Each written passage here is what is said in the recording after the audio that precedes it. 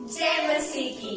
मैं हूँ आपके साथ आपकी Sunday school teacher miss Nadia Yusuf और आज मेरे साथ हैं Joyce Columbus, Aruna Columbus and Kansas City. कैसी हैं आप सब?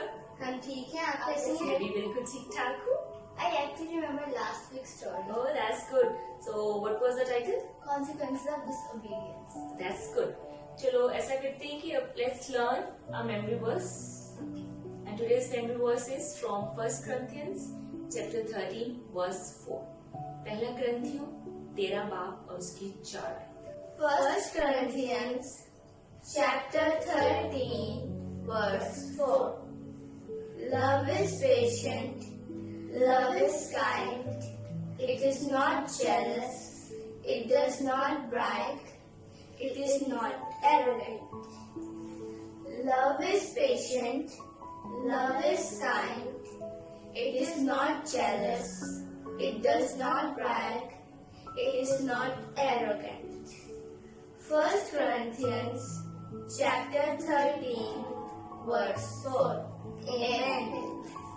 आइए आज का गीत सीखते हैं। यीशु का फरमान है तुम बनो नूर। यीशु का फरमान है तुम बनो नूर, दुनिया की तारीकी उससे होगी दूर।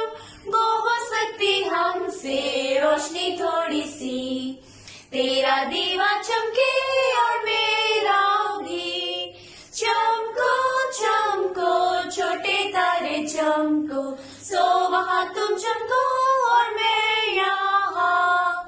चमको चमको छोटे तारे चमको, सो वहाँ तुम चमको और मैं यहाँ।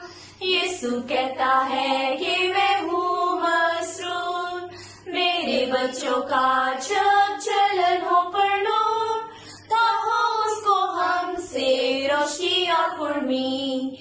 तेरा दीवा चमके और मेरा भी। चमको चमको छोटे तारे चमको, सो वहाँ तुम चमको और मैं यहाँ। चमको चमको छोटे तारे चमको, सो वहाँ तुम चमको और मैं यहाँ। यीशु कहता है कि तुम बनो नूर, उनके लिए जो है दुखी और रंजूर। घटेता बुराई तारीख दुनिया की, तेरा दीवा चमके और मेरा भी। चमको चमको छोटे तारे चमको, सो वहाँ तुम चमको और मैं यहाँ। चमको चमको छोटे तारे चमको, सो वहाँ तुम चमको और मैं यहाँ। जब आदम और हवा ने बागेदन में गुनाह किया तो उनको बागेदन से खुदा ने निकाल दिया। उन्होंने क्या गुनाह किया था? They ate the fruit from the forbidden tree. Very good. और वो किसने उनको कहा था कि उस दरख्त का फल खा लो? Lucifer मतलब शैतान। वेरी गुड कैनिसा, बिल्कुल। उन्होंने वो उस फल का दरख्त का फल खाया जिसको खुदा ने मना किया था कि आपने इस दरख्त का फल नहीं खाना। फिर खुदावन ने उनको बागेदन से निकाल दिया। बागेदन में उनकी जिंदगी बड़ी मजे की थी, सब कुछ उनके पास था, हर चीज उनके पास मिल सकती। लेकिन जब खुदा ने उनको कहा कि वो बागेदन से निकल जाएं, तो उस वक्त उनकी जिंदगी काफी मुश्किल में। उनको अपने लिए खुद ही खेती बाड़ी करनी पड़ती थी, फसल उगानी पड़ती थी। लेकिन एक वक्त ऐसा आया जो उनके लिए खुशी का मौका था, और वो तब था जब उनके यहाँ उनकी पहली औलाद हुई और उन्होंने उसका नाम रखा काहीन। काहीन यानी केन। उसके बाद केन के बाद उनका दूसरा बेटा पैदा हुआ और उन्होंने उसका नाम हाबिल यानी एबल रखा। ये दोनों बच्चे आहिस्ता आहिस्ता बढ़ते गए खुदावन में, और उनके माँ बाप ने उनको सिखाया था कि वो खुदा की बंदगी करेंगे, उसकी प्रस्तिश करें, उसकी इबादत करें और उसके हुक्मों पर माने। फिर एक दिन क्या किया काहीन और हाबिल ने, जब अपने माँ बाप से सीखा था सब कुछ कि वो खुदा के हुक्मों को अमल करें और उसकी खुदा की बातों को अपनाएं, तो उन दोनों भाइयों ने सोचा कि ऐसा करते हैं कि हम भी खुदा के हजूर अपनी शुक्रगुजारी करते हैं। काहीन जो थे वो करते थे खेती बाड़ी, मतलब ही वॉज अ फार्मर। और जो एबल थे वो करते थे भेड़ बकरियों की काम करते थे, भेड़ बकरियां पालते थे। जो एबल था, एबल खुदावन के हुजूर अपनी सबसे जो बेस्ट शीप थी वो लाए। उसने क्या किया, पत्थर जमा किए और उसके ऊपर उसने अपनी जो बेस्ट शीप थी वो खुदा के हुजूर गुजरानी। और उस टाइम पे उसने जब खुदा के हुजूर गुजरानी तो वो जो आग थी वो सीधी ऊपर आसमान की तरफ गई और वहां पे उसने खुदावन के हुजूर दुआ की, उसकी शुक्रगुजारी की कि उसने उसकी हिफाजत की, निगरानी की और खुदा ने उसकी शुक्रगुजारी को कबूल किया क्योंकि वो खुदा से प्यार करता था। लेकिन दूसरी तरफ जो उनके भाई केन थे वो खुदा से बिल्कुल मोहब्बत नहीं करते थे। उसने सोचा कि भी मैं क्यों खुदावन के हुजूर कुर्बानी करूं, शुक्रगुजारी करूं, लेकिन फिर भी वो अपनी चीजें खुदा के पास लाए, लेकिन खुदा ने उनकी शुक्रगुजारी को कबूल किया। काहीन जी सोचते थे कि जो मैंने खेती बाड़ी की है वो मैंने बीज किया, मैंने बीज बोया, मैंने पानी दिया, मैंने हर चीज का इंतजार किया कि वो फ्रूटफुल हो, वो उगे और फले फूले, इसलिए वो खुदा के लिए उसके दिल में कोई इतनी मोहब्बत या वगैरह नहीं थी। तो जब उसने देखा काहीन ने कि खुदा ने उसकी शुक्रगुजारी को अपनी हुजूर ने कबूल किया बल्कि हाबिल की शुक्रगुजारी को कबूल किया, तो उससे बहुत ज्यादा जेलस हो गया। जब वो जेलस हो गया तो उसने सोचा कि मैं अपने भाई को मार दूंगा, उसका कत्ल कर दूंगा।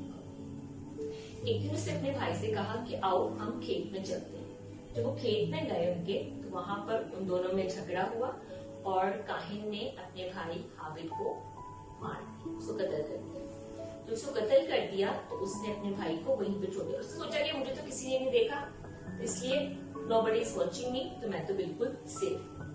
काहीन काफी खौफजदा हो गया और वो वहां से भाग गया, लेकिन खुदा ये सब कुछ देख रहा था। खुदा ने काहीन को आवाज दी और उससे पूछा, तुम्हारा भाई हाबिल कहाँ है? उस वक्त फौरन काहीन ने खुदावन से झूठ बोला और कहा कि मैं नहीं जानता कि मेरा भाई कहाँ है। और उसने कहा कि भी मुझे क्या पता वो कहाँ है, मैं उसका बॉडीगार्ड थोड़ी ना हूँ। तब खुदा ने उससे कहा, तुमने ये सब कुछ क्यों किया? इसलिए मैं तुम्हारी गंदम को तुम्हारे खेतों में भरने नहीं दूंगा। तुम्हें यहाँ से चले जाना चाहिए क्योंकि तुम मजीद यहाँ नहीं रह सकते।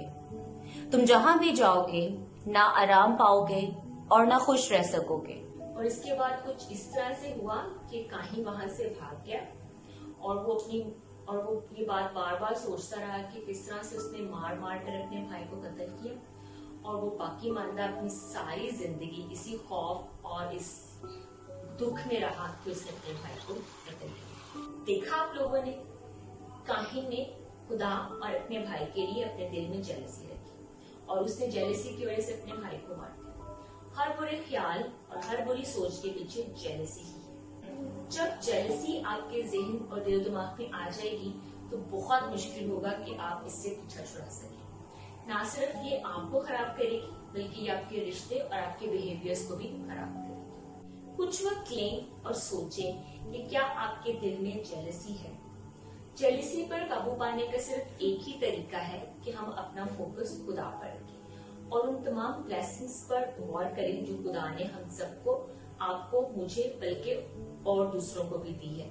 जब हम इन चीजों पर फोकस करेंगे तो हम अपने आप को जेलसी से बचा के रखेंगे। खुदा हर रोज हमें नई बरकत देता है और दुआ है कि खुदा हमें हसद पर फतहमंदी दे ताकि हम तहम्मुल, बर्दाश्त और ईमान में बढ़ते जाएं। आमीन। Until next time, अपना बहुत सारा ख्याल रखें। Stay home, stay safe, stay healthy. Don't forget to like, share, subscribe and comment. जय मसीह की।